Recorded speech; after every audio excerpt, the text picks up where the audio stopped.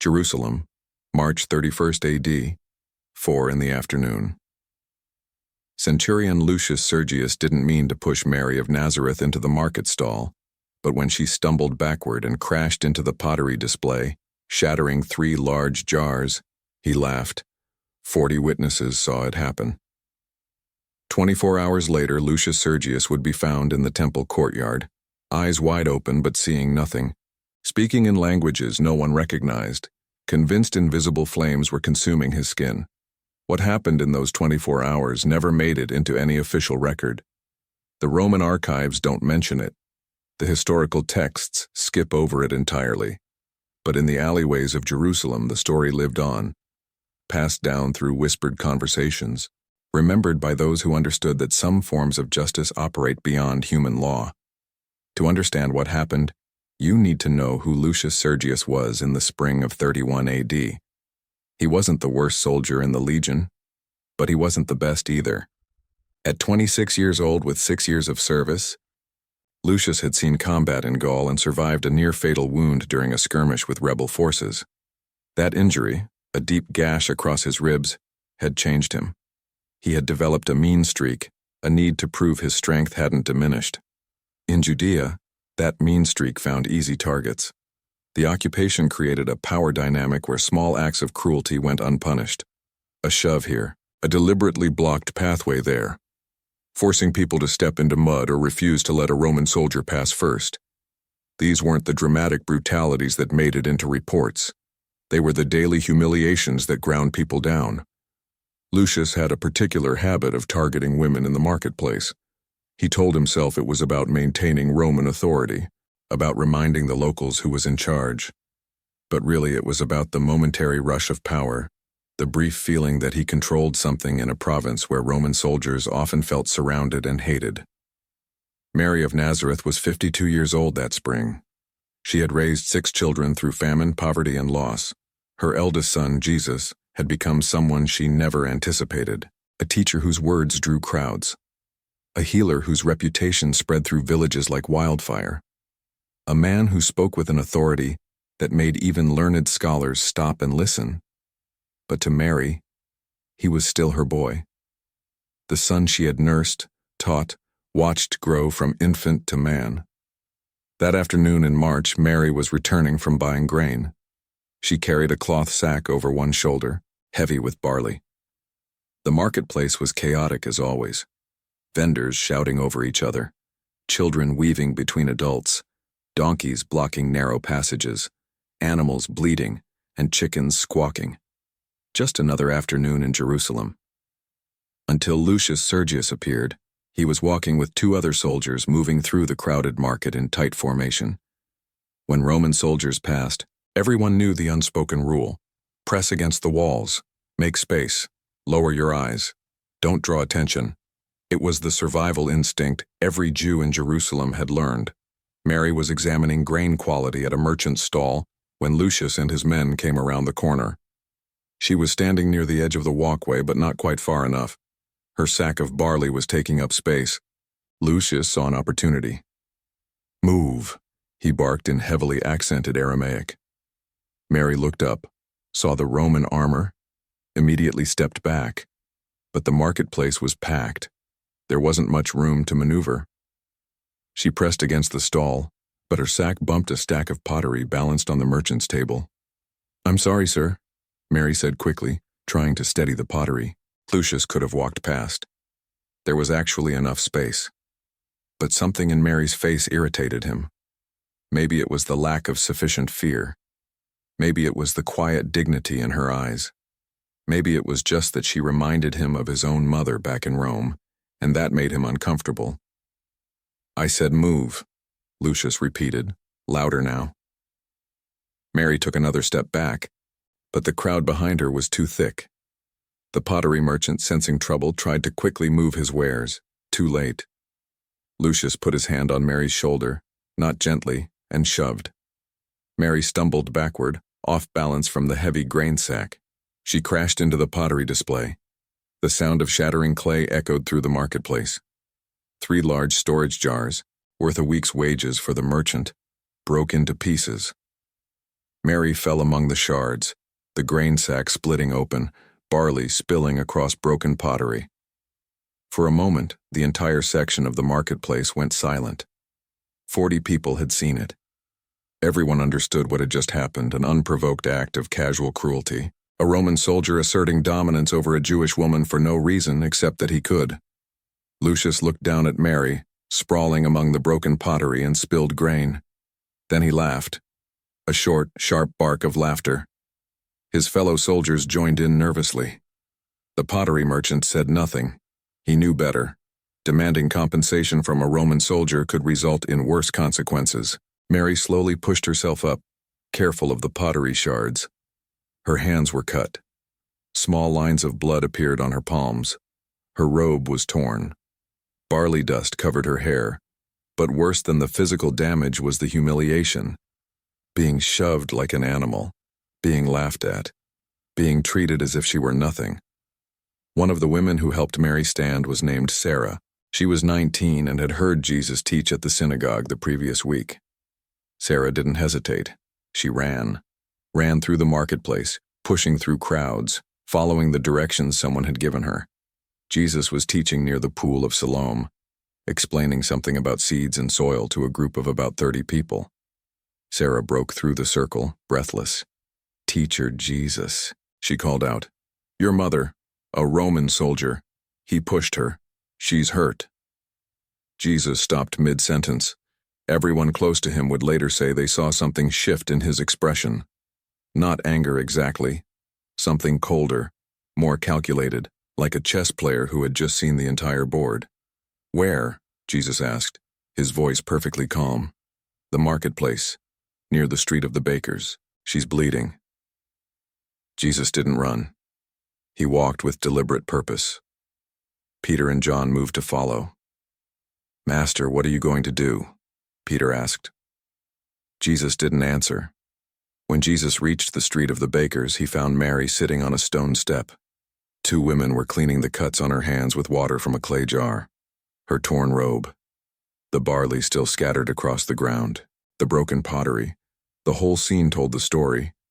Jesus knelt in front of his mother. "Mother," he said softly. "I'm fine," Mary replied, but her voice shook slightly. "It's nothing." Jesus gently took her hands, examined the cuts. They weren't deep, but they were painful. He looked at Sarah. "The soldier who did this. Do you know him?" Sarah nodded. "Lucius Sergius. Everyone knows him. He's cruel to many people. Where is he now?" "Probably at the tavern near the Antonia fortress. He always drinks after his patrol." Jesus was quiet for a long moment. The people around him expected immediate action. Maybe a confrontation. Maybe a public condemnation. Maybe a miracle right there. But Jesus did none of those things. He simply helped Mary to her feet, asked the women to take her home, and then said something nobody understood in that moment. 24 hours. In 24 hours, justice will be complete.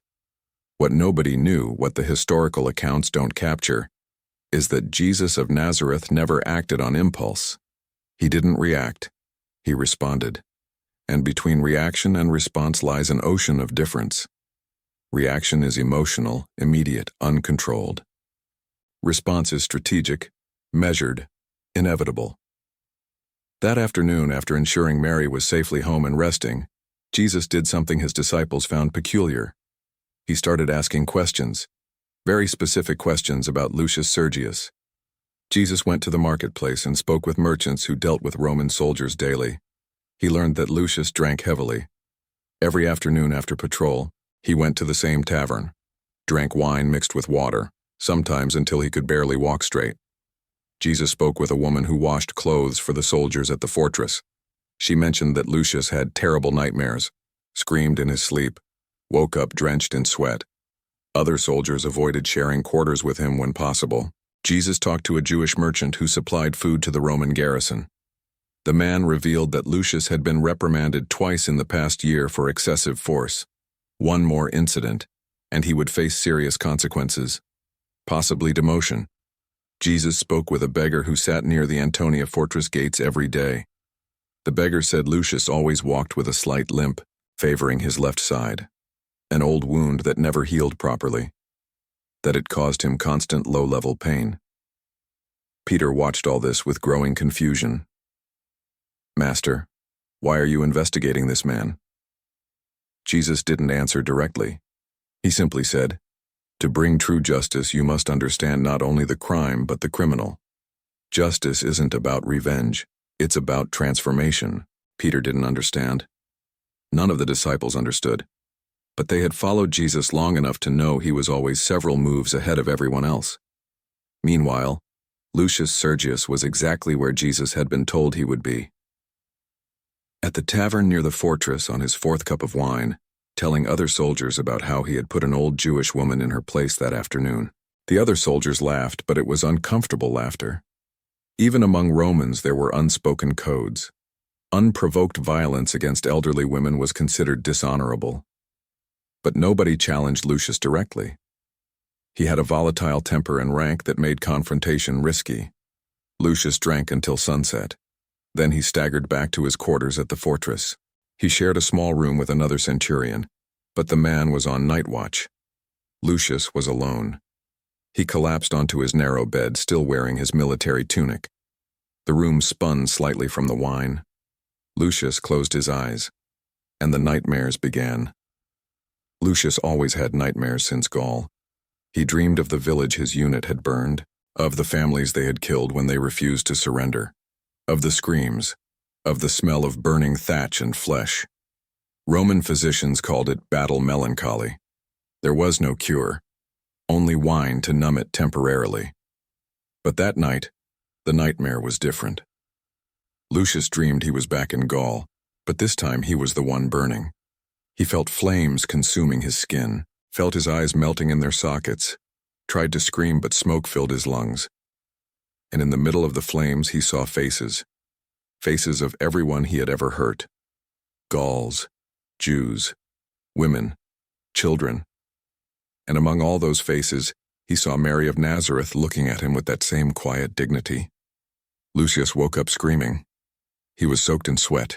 His heart pounded so violently it hurt. He stumbled to the water jug, drank directly from the clay vessel. His hand shook. Just a nightmare, he told himself. Just the wine. Just exhaustion. But when he closed his eyes again, the images returned. So Lucius did what he always did when sleep became impossible. He got up, threw on his cloak, and went out to walk the streets of Jerusalem. It was past midnight. The city was mostly quiet. Only guards at gates and occasional torches lighting strategic points. Lucius walked without direction, trying to clear his head. That's when he saw the figure. A man sitting alone near a public fountain. Even in darkness, Lucius recognized the profile. Jesus of Nazareth. Lucius stopped. Part of him wanted to turn around and leave. But another part, perhaps the part that still carried some buried conscience beneath years of hardened cruelty, was curious. What would a Jewish teacher be doing awake in the middle of the night? Jesus looked in Lucius's direction. "Good evening, centurion." Lucius approached slowly, hand instinctively near his sword. "How do you know my rank?" "Your armor tells your story." Jesus gestured to the space beside him at the fountain's edge. "Would you like to sit?" "Why would I sit with you?" "Because you can't sleep. Because the dead visit you every night. Because today you pushed an innocent woman, and part of you knows you crossed a line you shouldn't have crossed." Lucius felt cold sweat on his back despite the mild night air. "How do you know these things?" Jesus didn't answer directly. "I know many things, Lucius Sergius. I know you're 26 years old. I know you killed your first man at 20. I know you have a scar on your left ribs from a Gallic spear. I know you send half your pay to your younger sister in Rome because your father died leaving her with no support." Lucius sat heavily on the fountain's edge. His face had gone pale. "Are you some kind of sorcerer?" "No, I'm simply someone who pays attention. Your reputation precedes you, centurion. Everyone in Jerusalem knows Lucius Sergius, the harsh soldier. But few know Lucius Sergius, the brother who supports his orphaned sister." Lucius was silent for a long moment. Then he said quietly, The woman you pushed today. She's your mother, isn't she? Jesus nodded. She is. Lucius expected anger, expected threats, expected Jesus to call other Jews to attack him right there in the darkness. But none of that happened. Jesus simply watched him with those calm, penetrating eyes. "What are you going to do?" Lucius asked. "Curse me. Report me to the procurator." Jesus shook his head slowly. "I don't need to do either of those things, Lucius. You're already cursed. Not by me, by yourself." Lucius felt anger rising. "What are you talking about?" Jesus stood and began walking slowly around the fountain. Lucius followed him with his eyes. "You carry death inside you. Death you caused. Death you witnessed. Death that now lives in your dreams. And every new cruelty you commit adds more weight, more faces, more screams in the dark." Lucius stood too, fists clenched. "You know nothing about me. You don't know what it's like to serve Rome. You don't know what it's like to kill or be killed." "You're right," Jesus agreed. "I don't know what it's like to serve an empire through violence, but I do know what it's like to carry a burden. And I see the burden you carry, Lucius Sergius. I see the weight of it bending your shoulders. I see it stealing your sleep. I see it transforming you into something you never wanted to become when you joined the Legion at 20. Lucius felt something crack inside him. Maybe it was the wine. Maybe it was exhaustion. Maybe it was that nobody, absolutely nobody, had spoken to him this way in 6 years. Not with anger, not with fear, but with something that felt strangely like compassion. "I have no choice," Lucius said, and his voice came out weaker than he intended. "I'm a soldier. I follow orders. I maintain order. You think I enjoy pushing old women? You think I wake up wanting to be cruel?" Jesus stopped and looked directly at Lucius. "No. I don't think that. I think you hate what you've become. I think every act of cruelty eats away at you a little more. And I think today, when you pushed my mother, you felt like you had finally gone too far." Lucius wanted to deny it, wanted to yell, wanted to draw his sword and end this conversation the way he knew how, through violence. But he couldn't, because every word Jesus spoke was truth. "What do you want from me?" Lucius asked finally. "You want me to kneel and beg forgiveness. You want me to become one of your followers. You want me to abandon Rome and turn Jewish." Jesus shook his head. "I don't want anything from you, Lucius, but I'm going to give you something. A choice." Lucius frowned. "What choice?" Jesus moved closer, close enough that Lucius could see his eyes even in the darkness. "Tomorrow morning when the sun rises, you're going to wake up unable to see. Your vision will be gone, completely. And along with your sight, your mind will begin to fracture. All those faces you see in nightmares, all those voices you hear in the dark, they will invade your waking thoughts. You will scream things that make no sense. You will claw at your own face. You will wander the streets of Jerusalem like a madman." Lucius took a step back. "You're cursing me." "No, I'm showing you the path you're already walking. I'm simply accelerating what's inevitable." Lucius tried to laugh, but it came out as a strangled sound. "You're insane. You can't do this." "Perhaps," Jesus said calmly. "But tomorrow, when it happens, you'll remember this conversation. And then comes the choice." "What choice?" "When you're blind and broken wandering the streets, you'll have 2 options. First option, continue on this path. Let the madness consume you. Die eventually, alone and forgotten, just another Roman soldier destroyed by war. Or second option, when you're at your lowest point, when you have nothing left, not sight, not sanity, not pride. You can do one very simple thing." Lucius felt cold sweat running down his back. "What?" "You can ask for forgiveness. Not from me, from my mother. Genuinely, from the depths of your soul. And if that request is real, if it comes from a truly repentant heart, then you will be healed. Sight restored, mind restored, life restored." Lucius shook his head. "This is ridiculous. This is manipulation. This is, Jesus said, justice. You hurt someone innocent. You used power you didn't deserve against someone who couldn't defend themselves. And now you're going to experience complete helplessness. You're going to experience what it's like to be broken, vulnerable, at the mercy of others. And only when you truly understand what you did, only when you genuinely repent, can you be restored. Lucius wanted to argue, wanted to say none of this made sense. But he looked into Jesus' eyes and saw something that made him go quiet. Absolute certainty. Jesus wasn't bluffing, wasn't making empty threats, was simply stating what would happen. Like stating the sun would rise. Like stating water flows downhill. Like stating stones fall. You're mad, Lucius said finally. We'll see, Jesus replied. Then he turned and began walking away into the darkness. Lucius stood by the fountain, watching Jesus disappear. His heart was racing, his hands trembled. Part of him wanted to chase Jesus down and end this. But another part, a deeper part, was afraid. Lucius returned to the fortress. Lay on his bed. Didn't sleep. Just stared at the ceiling, waiting for dawn, half expecting, half dreading that everything Jesus said would prove true. When the first rays of sun began filtering through the narrow window, Lucius blinked again. His vision was strangely blurry. He rubbed his eyes. The blurriness worsened. Lucius sat up in bed, heart racing. No, he whispered. No, this can't be happening.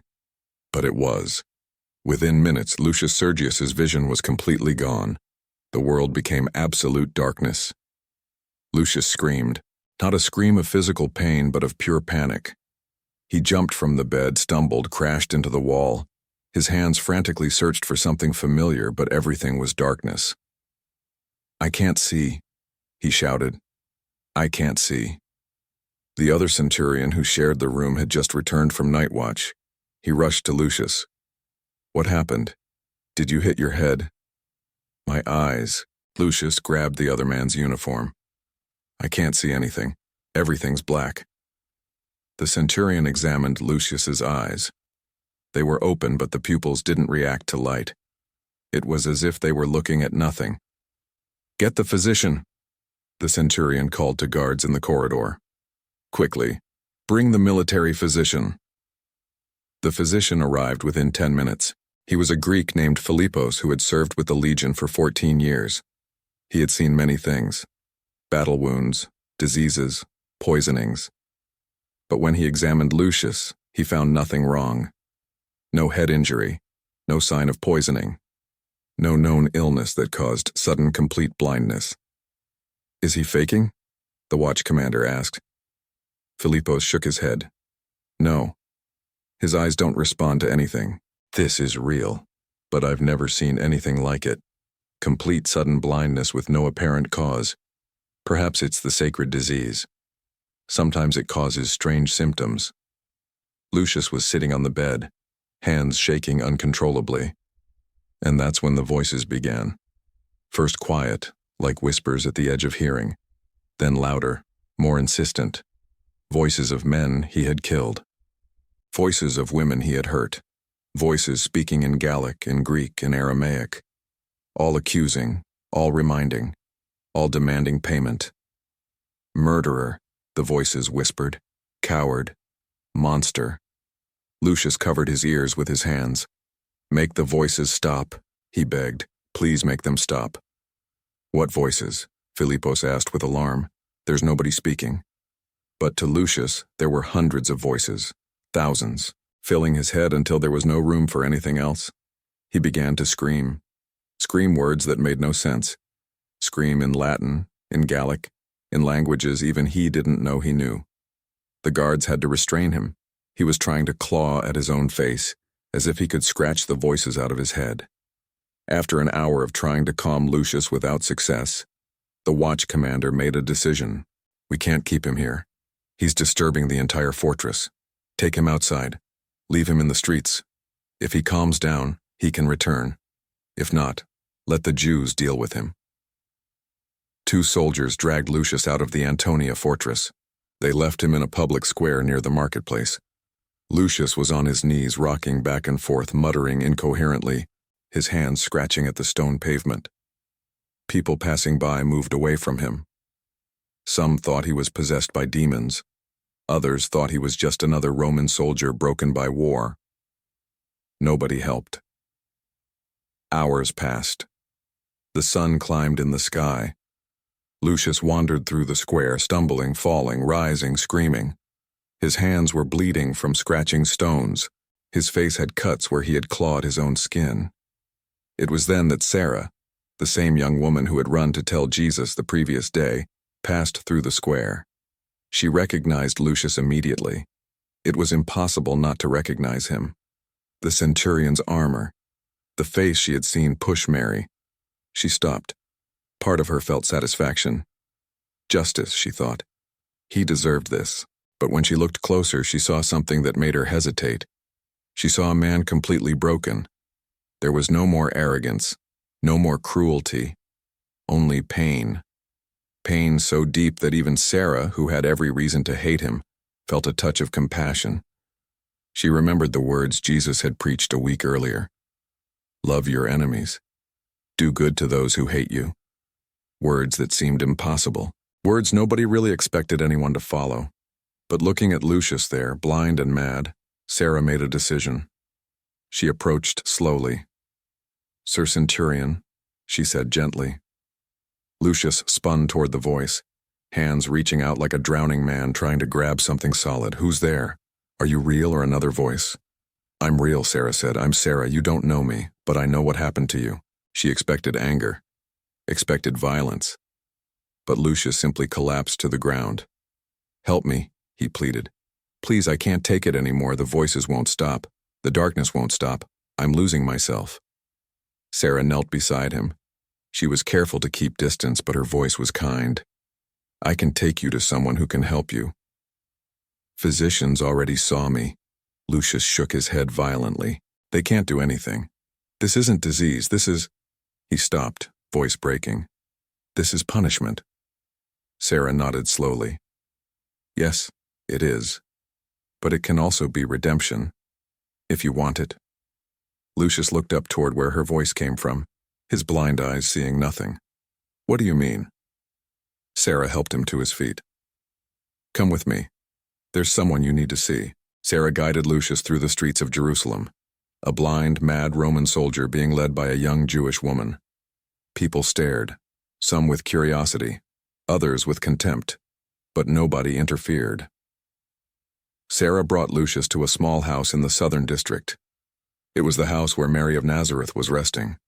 When Sarah knocked on the door, one of the other women answered. Her eyes widened when she saw Lucius. "What are you doing bringing him here?" "Mary needs to see this," Sarah said calmly. "Needs to make a decision." The woman hesitated, but then let Sarah enter with Lucius.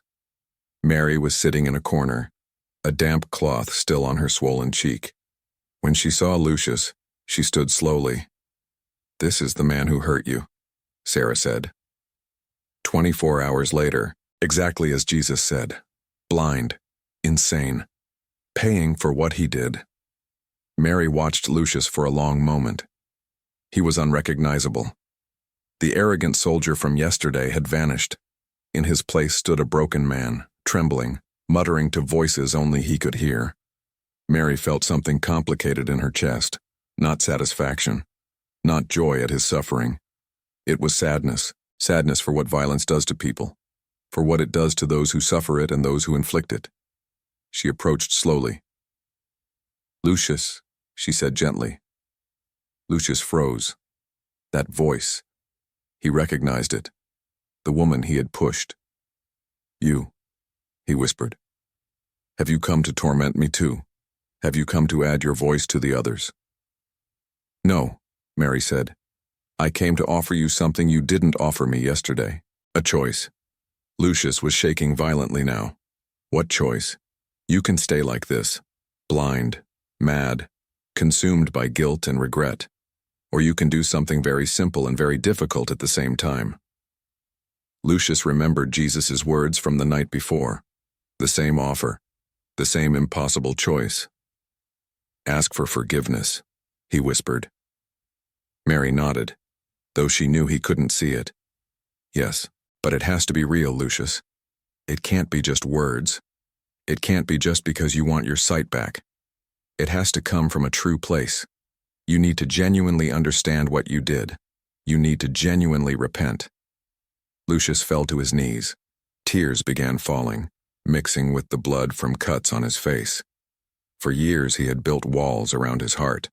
Walls of pride. Walls of violence. Walls that protected him from feeling the full weight of what he had become. But now, blind and broken, the walls were crumbling. And for the first time in years, Lucius Sergius felt every person he had hurt, felt every cruelty he had committed, felt the complete weight of his own monstrosity. And it hurt.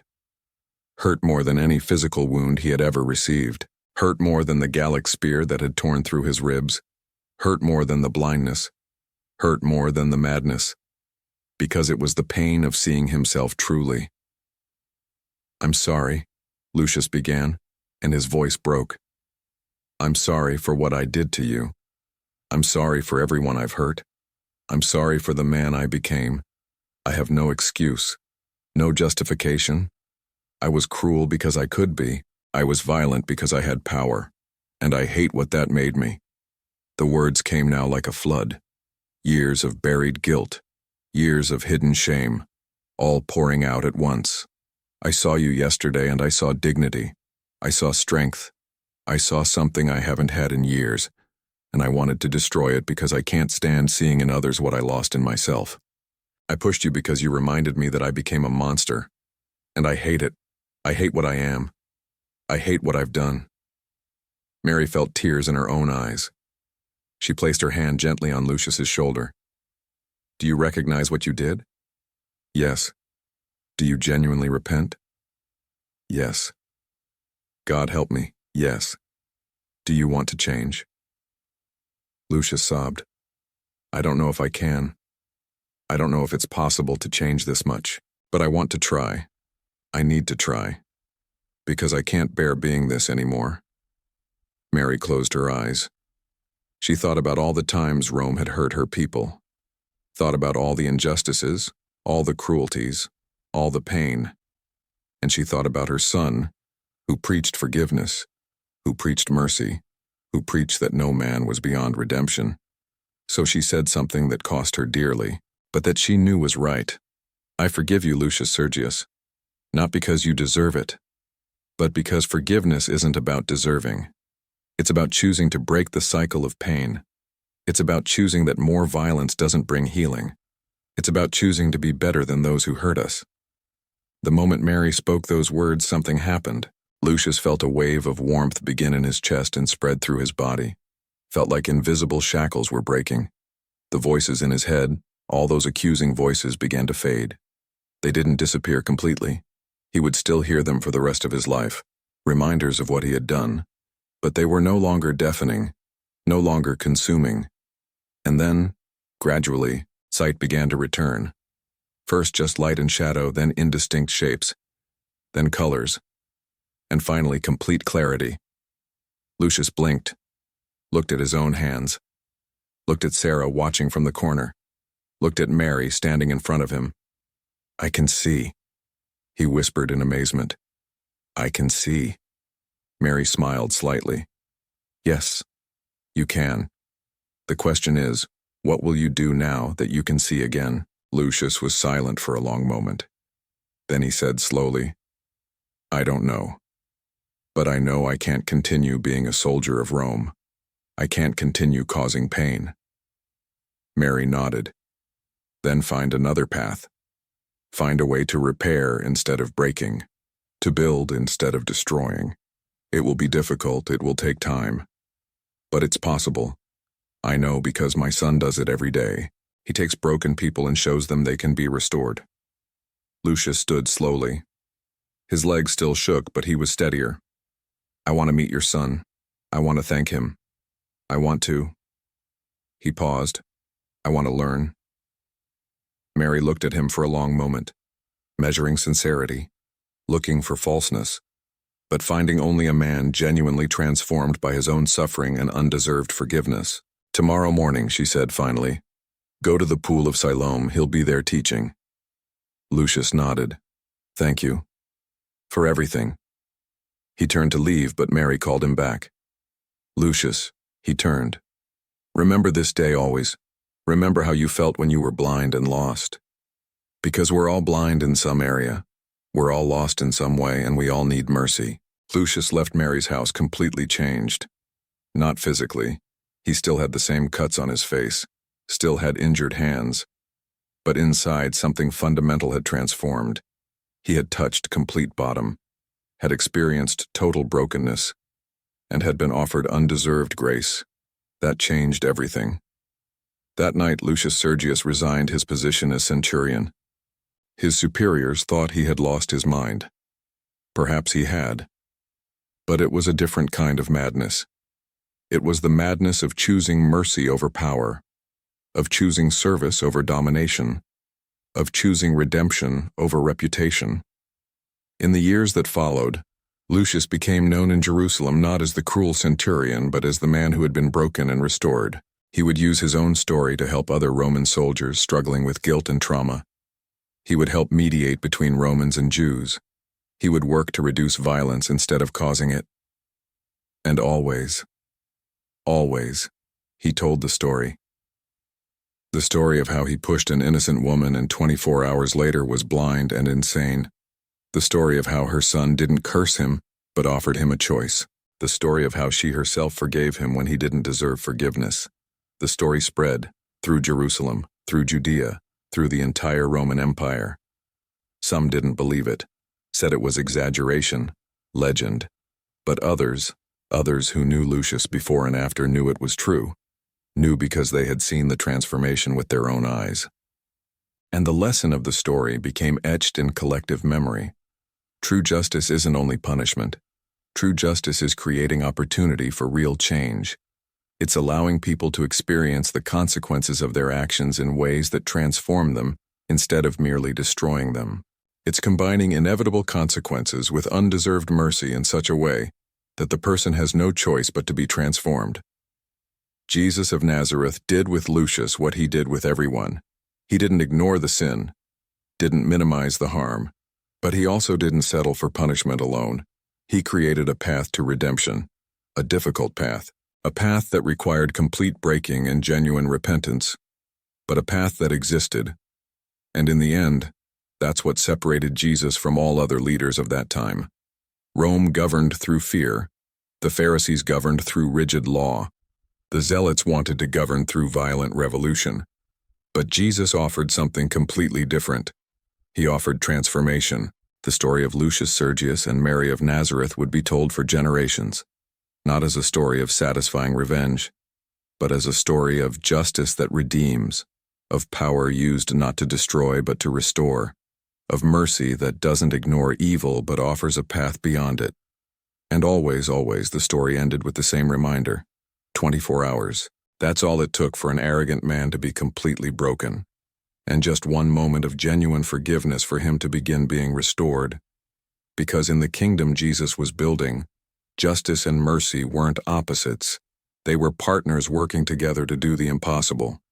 Transform monsters back into men. Transform blindness into sight. Transform death into life.